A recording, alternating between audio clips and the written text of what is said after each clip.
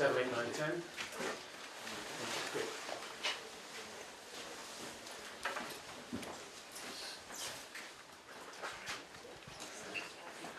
Thunberg, I'm just going to ask you what your message is for the conversations with as well.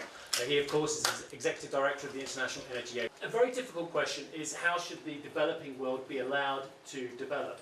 We are right now in Davos, where basically the people who are mostly fueling the destruction of the planet, the people who are at the very core of the climate crisis, the people who are investing in fossil fuels, etc., etc. And yet somehow these are the people that we seem to rely on solving our problems, where they have proven time and time again that they are not prioritizing that. They are prioritizing self-greed, corporate greed, and short-term economic profits above people and above planet. This crisis. Thank you, Vanessa.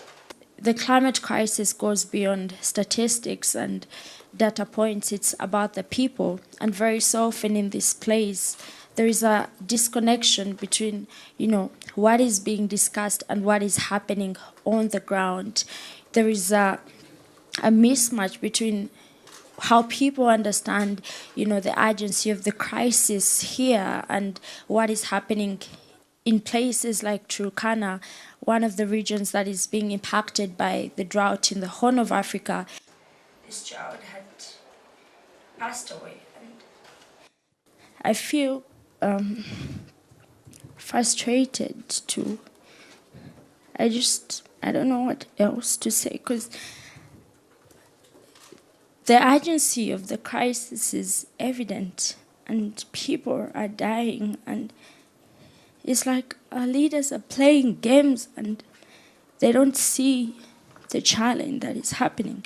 I am frustrated and I'm so hurt by what is happening and the inaction. Why is it so hard for people to understand the urgency? It's criminal. This is criminal behaviour, and it should be judged as so as well. I spent the last week with Greta and many others defending livelihoods against coal diggers in the Rhineland in Germany, which is the largest single source of CO2 of the whole of Europe.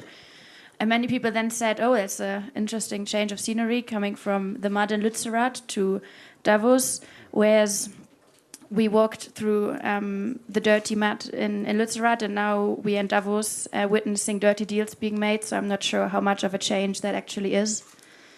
Chancellor Scholz yesterday said that the future belongs to renewables, and I think there's one part of the sentence that he left out, which is the future does not belong to the fossil fuels. And you just seem to be on the outside now rather than talking to people on the inside, and I think that's a great shame.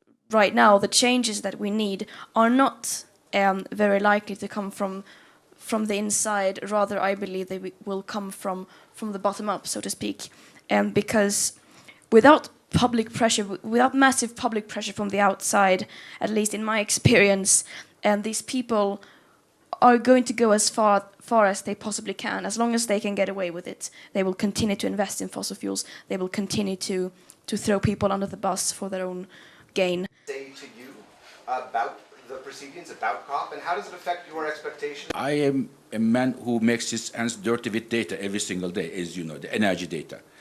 And I have definitely a view of a legitimate optimism as far as the clean energy is concerned today. It is growing, but the problem is it is not growing fast enough to reach our climate targets.